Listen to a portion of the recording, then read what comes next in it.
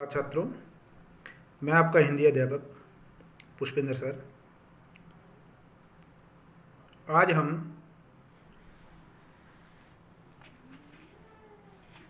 रसखान जी द्वारा रचित सवैये का अध्ययन कर रहे हैं। रसखान जी श्री कृष्ण के अनन्य भक्त थे। 1548 ईस्वी में उनका जन्म एक पठान परिवार में हुआ था। उनके जो पूर्वज थे वो राजवंश से संबंधित थे और मूल नाम इनका रसखान जी का सैयद इब्राहिम था। और भगवान श्री कृष्ण की भक्ति करने के कारण ही इनका नाम रसखान पड़ा। और इनके जो गुरु थे वो विट्ठलनाथ जी थे और 1628 ईस्वी में इनका देहांत हो गया। अब बात करते हैं पहले सवैये की। मानुष हो तो वही रसखानी, बसौ ब्रज गोकुल गांव के ग्वारन। रसखान जी कह रहे हैं कि यदि मैं अगले जन्म में मनुष्य के रूप में जन्म लूं तो गोकुल गांव के ग्वालों के बीच में मेरा बसेरा हो, आना जाना रहे, उनके बीच में मैं विचरण करूं।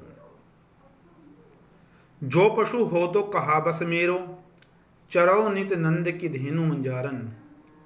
अगर मैं पशु के रूप में मेरा जन्म हो या जन्म लूं तो मैं नंद बाबा की गौओं के बीच में विचरता रहूं, घूमता रहूं। पाहन हो तो वहीं गिरी को, अगर मैं पत्थर हूं तो पत्थर उस पहाड़ का जो कियो हरि छत्र पुरंदर धारण, जो भगवान श्री कृष्ण ने छत्र के रूप में इंद्र से बचाने के लिए जिसको धारण किया था, अर्थात गोवर्धन पर्वत।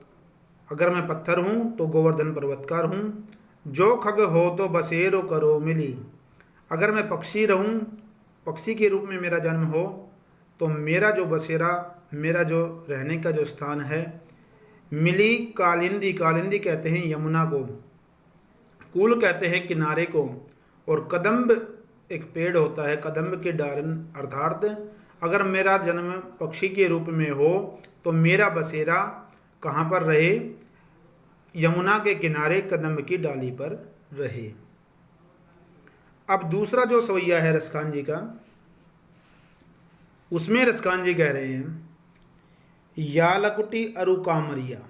लकुटी कहते हैं लाठी को, अरु कामरिया, कामरिया कहा कंबल को, जिसको गाय चराते वक्त वो अपने साथ रखते थे, उस लकड़ी और उस कंबल को।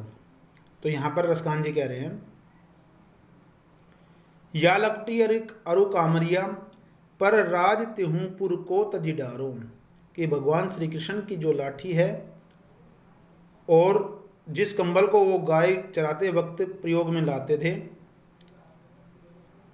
इनके दोनों के ऊपर मैं अपना, अगर मुझे तीनों लोकों का राज्य मिलता है तो उसको भी मैं तो छोड़ दूंगा, त्याज दूंगा, छोड़ दूंगा। आठों सिद्धि नवो निधि के सुख, नंद की गाय चराई विसारो। अब यहां पर कह रहे हैं कि वे नंद बाबा की गौओं को चराते हुए आठों सिद्धि और 9 निधियों को भी भुला देंगे, अर्थात श्री कृष्ण के आसपास रहने पर वो इन सब चीज़ों को छोड़ देंगे, तीनों लोकों के राज्य को और हर प्रकार के सुख को वो छोड़ने के लिए तैयार हैं। रसखान कबौ इन आँखिन सो, जो ब्रज के बन बाग तड़ाग निहारो। तड़ाग कहते हैं तालाब को। अब यहाँ पर रसखान जी कह रहे हैं अपनी आँखों से कि ब्रज के वन, उपवन, बाग, बगीचे, तड़ाग, तालाब की वे अपनी आँखों से ब्रज के वनों, उद्यानों, तालाबों को कब तक देख पाएगा, अर्थात देखता रहेगा। मेरी जो वो है इच्छा है यही है। कोटिक एकल धोत के धाम, करील के कुंजन ऊपर वारो। यहाँ कह रहे हैं रसखान जी कि उनकी इच्छा है कि ब्रज क्षेत्र में रहते हुए वे असीम सुख की प्राप्ति करते रहे। कभी भी चाहे वो कृष्ण की लाठी और कंबल है उससे वो प्यार करते रहे, चाहे नंद बाबा की जो गाय है उनको चराकर सुख पाता रहे, और ब्रज के वन उपवन बाग तालाब आदि और कंटीली झाड़ियाँ अगर मिलती है उसे तो वो देखते रहना चाहते हैं।